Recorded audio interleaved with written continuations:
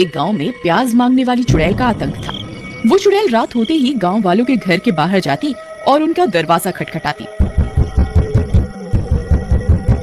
अरे इतनी रात गए कौन आ गया? अरे ललिता जरा देखना दरवाजे पर कौन है। फिर ललिता दरवाजा खोलने जाती है और खिड़की से झांक कर देखती है तो उसे बाहर एक औरत दिखाई देती है। आप कौन है? आप इतनी रात गए यहाँ क्या कर रही हैं?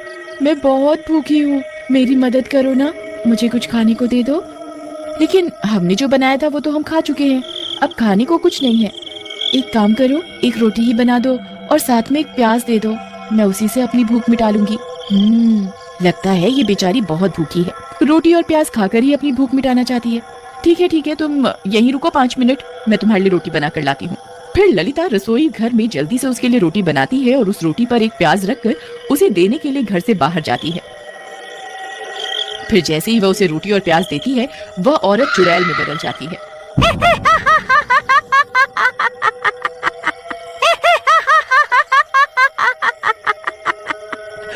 ये रोटी और प्याज तो सिर्फ बहाना था, मुझे तो तुझे इस घर से बाहर निकालना था।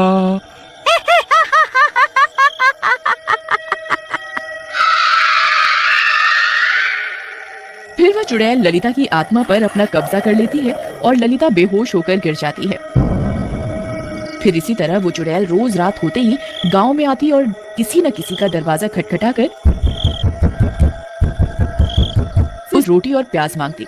फिर जैसे ही कोई उसे रोटी और प्याज देने के लिए दरवाजा खोलता, वह उसकी आत्मा को उसके शरीर से खींच लेती और वहां से भाग जाती।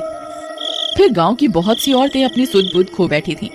वो अब जिंदा लाश में बदल चुकी थी। रात होते ही वह चुड़ैल जंगल में बैठे बैठे उन औरतों को अपने वश में करने लगी थी। एक दिन ललिता सोते सोते उठ जाती है और खंजर से रमेश पर हमला कर देती है। अरे नास बेटी, ये क्या कर रही है? मुझे जान से मारना चाहती है क्या? मैं अपनी मालकिन का काम कर रही हूँ, वो मुझे जो भी आदेश देंगी मैं उसे जरूर पूरा करूंगी। फिर रमेश उसे कुर्सी से बांध देता है और किसी तरह पूरी रात गुजारता है। फिर अगला दिन होने पर, मुखिया जी, मेरी पत्नी की आत्मा पर उस चुड़ैल ने अपना कब्जा कर लिया है। अब वो उस चुड़ैल के इशारों पर काम कर रही है। कल रात उसने मेरे ऊपर खंजर से हमला कर दिया, वो तो मैं किसी तरह बच गया। अब हमें उस चुड़ैल का कुछ ना कुछ तो करना ही होगा।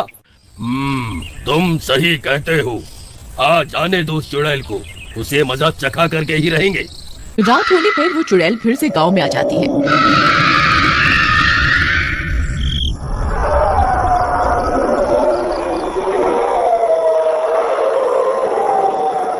और एक गांव वाले का दरवाजा खटखटाने लगती है।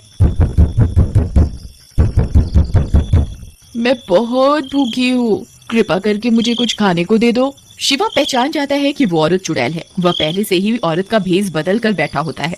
फिर शिवा उसके लिए रोटी और एक प्याज लेकर बाहर जाता है।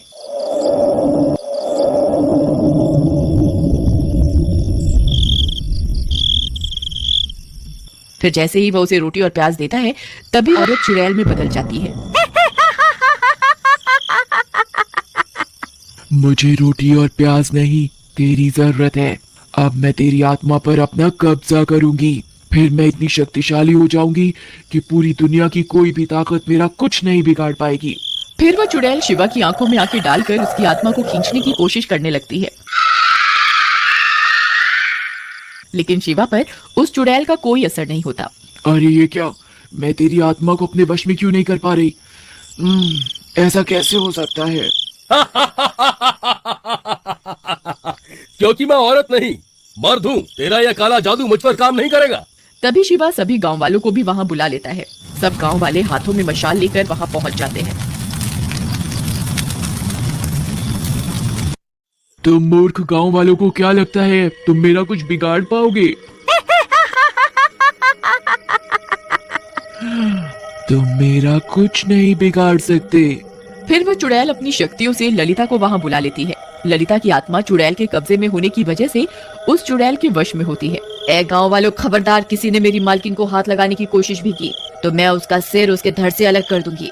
अरे रमेश भाई, अपनी पत्नी को कुछ समझाओ, वह ये सब ठीक नहीं कर रही है। ये चुड़ैल बहुत मुश्किलों से हमारे हाथ आई है, आज हम इसे यहाँ से बच के जाने नहीं दे सकते हैं। अरे प्रीतम, ये सब तुम क्या कर रही हो? अरे चल हट यहाँ से, मैं कोई तेरी प्रियतम नहीं हूँ, मैं अभी तुम गांव वालों को मजा चखाती हूँ। फिर ललिता रमेश पर हमला कर देती है।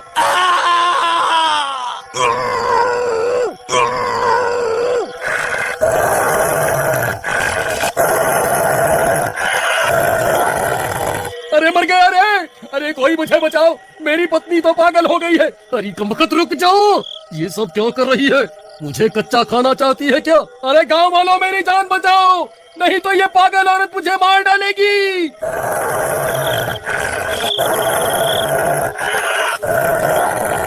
अरे मर गया रे, बचाओ बचाओ बचाओ। फिर सब गांव वाले उस चुड़ैल को छोड़कर रमेश की जान बचाने में लग जाते हैं और इसी का फायदा उठाकर वह चुड़ैल वहां से भाग जाती है। अरे भाइयों, वह देखो, वह चुड़ैल तो अंधेरे का फायदा उठाकर यहाँ से भाग गई। फिर सब गांव वाले ललिता को एक पेड़ से बांध देते हैं। रमेश भाई, आज तुम्हारी पत्नी की वजह से वह चुड़ैल हमारे हाथ से निकल गई। तुम्हारी पत्नी भी अब एक चुड़ैल बन गई है, हमें इसे जान से मारना होगा। अरे तुम्हारा दिमाग खराब तो नहीं हो गया है क्या? मेरी पत्नी कोई चुड़ैल वुड़ैल नहीं है, बस इसकी आत्मा पर उस चुड़ैल ने कब्जा किया हुआ है। अगर हम उस चुड़ैल को मार दे तो मेरी पत्नी भी ठीक हो जाएगी। लेकिन वह चुड़ैल तो भाग गई, अब क्या करें? अब तो वह चौकन्नी हो गई होगी, अब उसे पकड़ना बहुत मुश्किल हो गया है। मैं कल फिर से औरत का भेष बदल लूंगा, फिर जैसे ही वो रोटी प्याज मांगने आएगी हम उसे पकड़ लेंगे। नहीं शिवा, अब ये तरकीब काम नहीं करने वाली। उस चुड़ैल को तुम्हारी असलियत के बारे में पता चल चुका है, हमें कोई और रास्ता निकालना होगा। जी मैं आप सबकी मदद कर सकती हूँ। इस गली में सबसे पहला घर मेरा ही है, वह सबसे पहले मेरे घर का दरवाजा ही खटखटाएगी। ठीक है, फिर हम कल का इंतजार करते हैं। फिर अगली रात होने पर वह चुड़ैल फिर से गांव में आती है और मीना के घर का दरवाजा खटखटाती है। मीना खिड़की से झांककर उस औरत को देख लेती है और समझ जाती है कि वह एक चुड़ैल है। फिर वह औरत उससे भी रोटी और प्याज मांगती है। मैं बहुत भूखी हूँ, मेरी मदद करो ना, मुझे कुछ खाने को दे दो। एक काम करो, एक रोटी ही बना दो और साथ में एक प्याज दे दो, मैं उसी से अपनी भूख मिटा लूंगी। मीना उसके लिए रोटी और प्याज लेकर बाहर जाती है।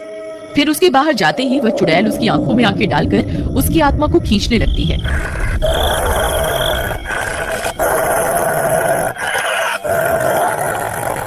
तभी शिवा एक आईना लेकर वहां पहुंच जाता है और उस आईने को मीना के मुंह के आगे कर देता है। फिर चुड़ैल खुद की आत्मा को ही उस शीशे में कैद कर देती है।